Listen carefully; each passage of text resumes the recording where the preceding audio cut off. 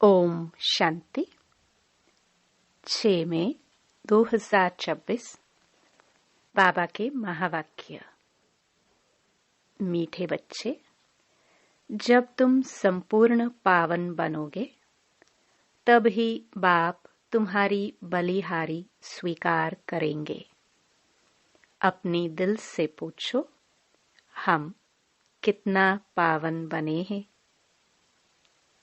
प्रश्न, तुम बच्चे अभी खुशी खुशी से बाप पर बलि चढ़ते हो, क्यों?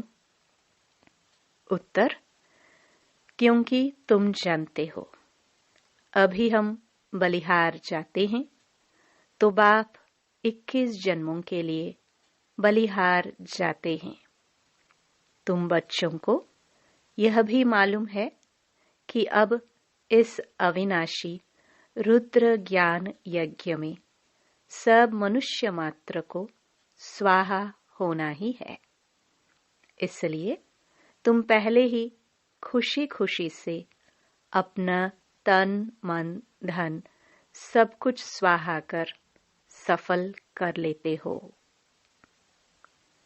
गीत मुखड़ा देख ले प्राणी। ओम शांति। शिव भगवानुवाच, जरूर अपने बच्चों प्रति ही नॉलेज सिखाते हैं व श्रीमत देते हैं। हे बच्चों व हे प्राणी, शरीर से प्राण निकल जाते हैं व आत्मा निकल जाती है, एक ही बात है।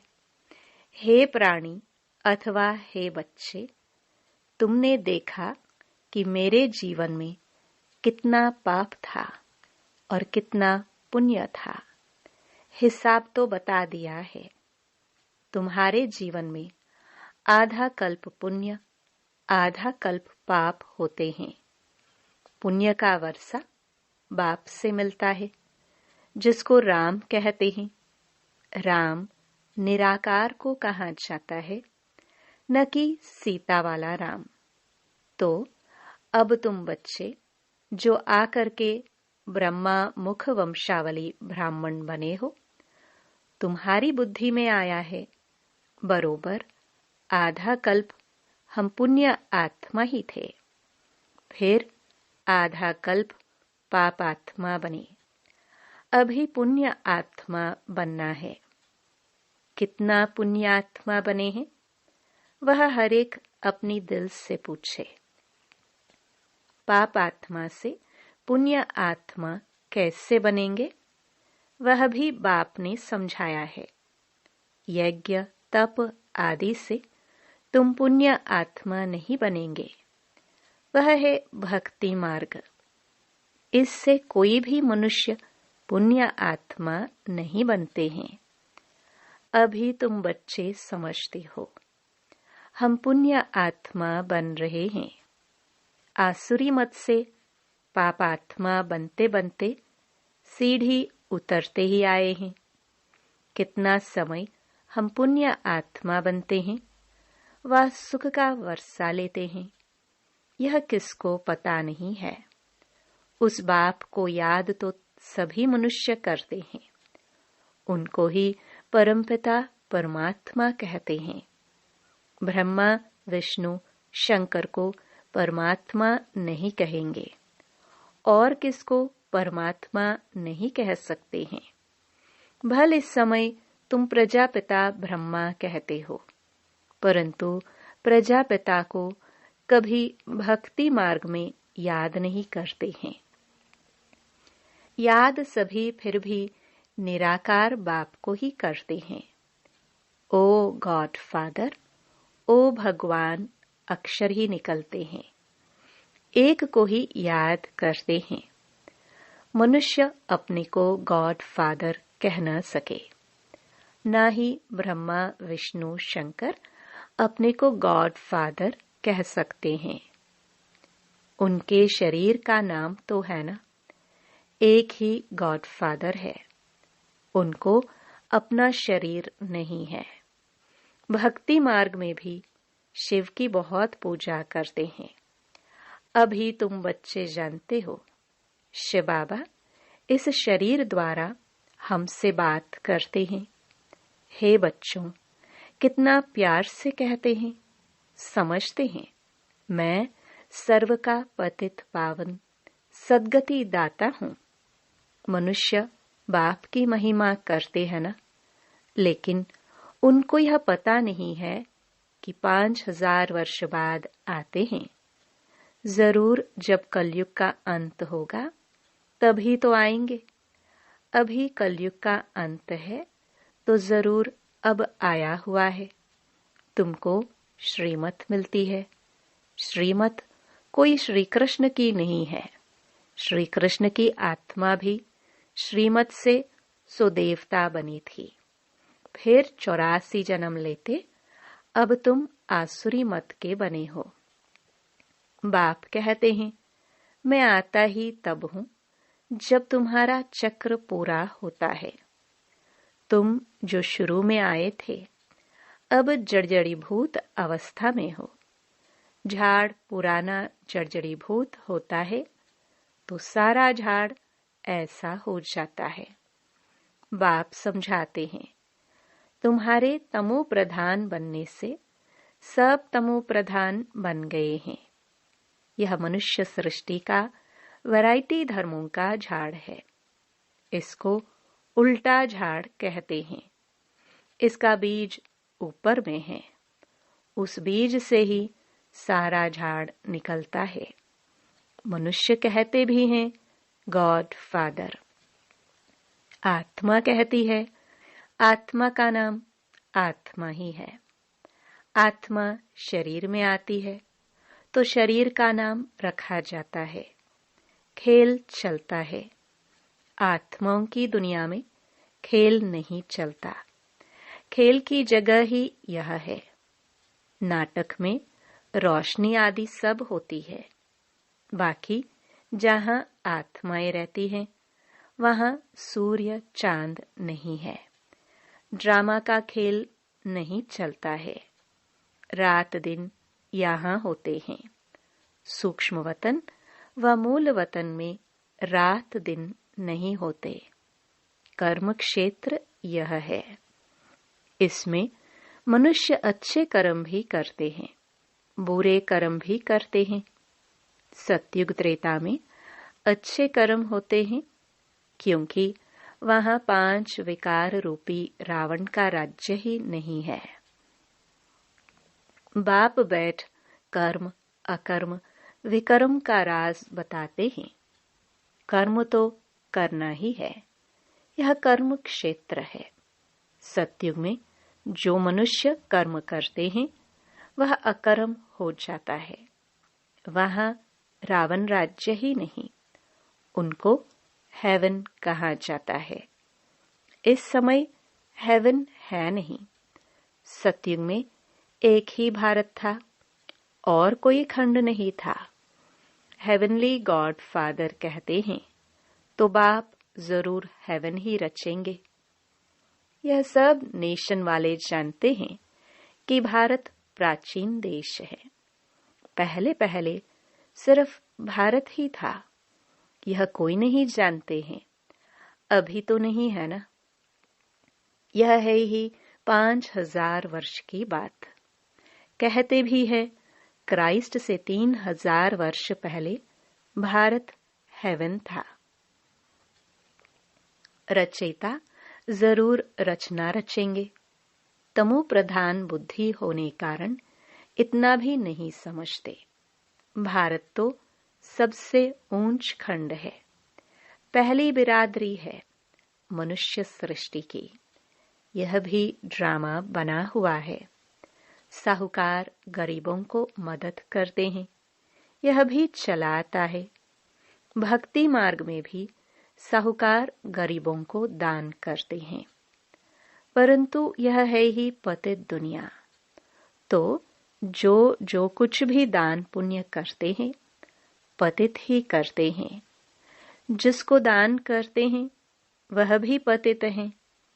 पतित पतित को दान करेंगे, उनका फल क्या पाएंगे? भल कितना भी दान पुण्य करते आए हैं, फिर भी गिरते आए हैं। भारत जैसा दानी खंड और कोई नहीं होता। इस समय तुम्हारा जो भी तन मन धन है, सब इसमें स्वाहा करते हो। इनको कहा जाता है राजस्व अश्वमेध अविनाशी ज्ञान यज्ञ। आत्मा कहती है यह जो पुराना शरीर है, इनको भी यहाँ स्वाहा करना है, क्योंकि तुम जानते हो सारी दुनिया के मनुष्य मात्र इसमें स्वाहा होते हैं। इसलिए हम क्यों नहीं खुशी से बाबा पर बलि चढ़ जाए। आत्मा जानती है हम बाप को याद करते हैं, कहते भी आए हैं बाबा आप जब आएंगे तो हम बलिहार जाएंगे, क्योंकि अब हमारे बलिहार जाने से आप फिर 21 जन्म के लिए बलिहार जाएंगे। यह सौदागरी है। हम आप पर बलिहार जाते हैं तो आप भी तो 21 बार बलिहार जाते हैं। बाप कहते हैं जब तक तुम्हारी आत्मा पवित्र नहीं बनी है, तब तक हम बलिहारी स्वीकार नहीं करते हैं। बाप कहते हैं मामेकम याद करो तो आत्मा प्योर बन जाएगी। बाप को भूलने से तुम कितने पतित दुखी हुए हो। मनुष्य दुखी होते हैं तो फिर शरणागति लेते हैं। अभी तुम 63 जन्म रावण से बहुत दुखी हुए हो। एक सीता की बात नहीं, सब सीताएं हैं, जो भी मनुष्य मात्र हैं। रामायण में तो कहानी लिख दी है, सीता को रावण ने शोक वाटिका में डाला। वास्तव में बात सारी इस समय की है। सभी रावण अर्थात 5 विकारों की जेल में हैं, इसलिए दुखी हो पुकारते हैं हमको इनसे छुड़ाओ। एक की बात नहीं, बाप समझाते हैं सारी दुनिया रावण की जेल में है। रावण राज्य है ना, कहते भी हैं राम राज्य चाहिए। गांधी ने भी कहा सन्यासी कभी ऐसे नहीं कहेंगे कि राम राज्य चाहिए, भारतवासी ही कहेंगे। इस समय आदि सनातन देवी देवता धर्म है नहीं, और ब्रांचेस हैं। सतयुग था,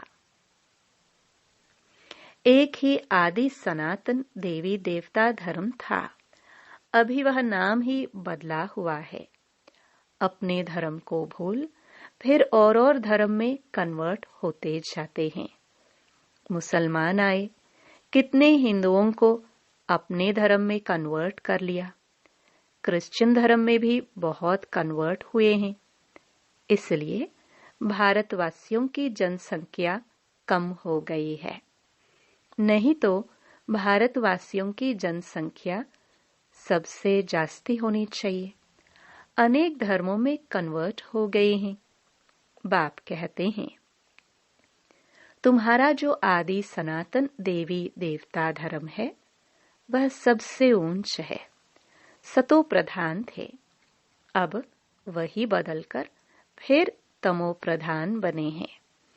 अब तुम बच्चे समझते हो ज्ञान सागर पतित पावन जिसको बुलाते हैं वही सम्मुख पढ़ा रहे हैं। वह ज्ञान का सागर प्रेम का सागर है। क्राइस्ट की ऐसी महिमा नहीं करेंगे। श्री कृष्ण को ज्ञान का सागर पतित पावन नहीं कहा जाता है। सागर एक होता है, चारों तरफ ऑलराउंड सागर ही सागर है। 2 सागर नहीं होते हैं। यह मनुष्य सृष्टि का नाटक है। इसमें सबका अलग अलग पार्ट है। बाप कहते हैं मेरा कर्तव्य सबसे अलग है। मैं ज्ञान का सागर हूँ। मुझे ही तुम पुकारते हो हे पतित पावन।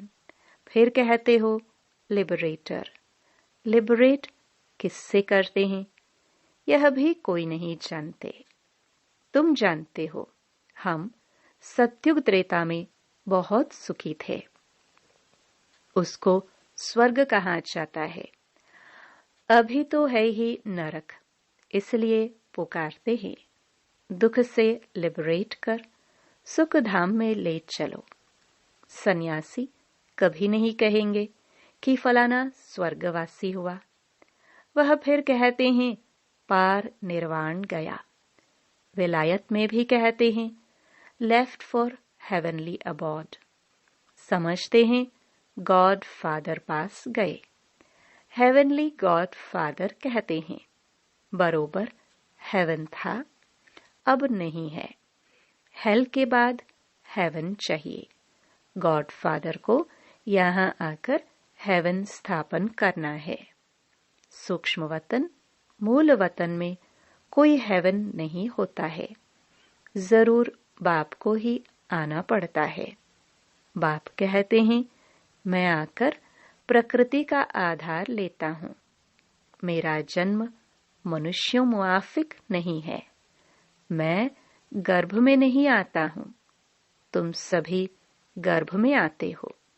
सतयुग में गर्भ महल होता है, क्योंकि वहां कोई विकर्म होता नहीं जो सजा भोगे, इसलिए उसको गर्भ महल कहा जाता है।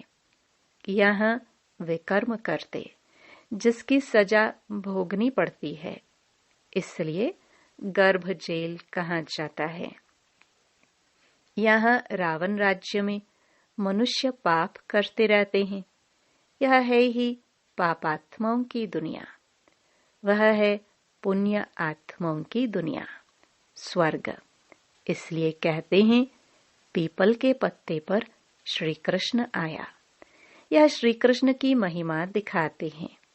सतयुग में गर्भ में दुख नहीं होता है।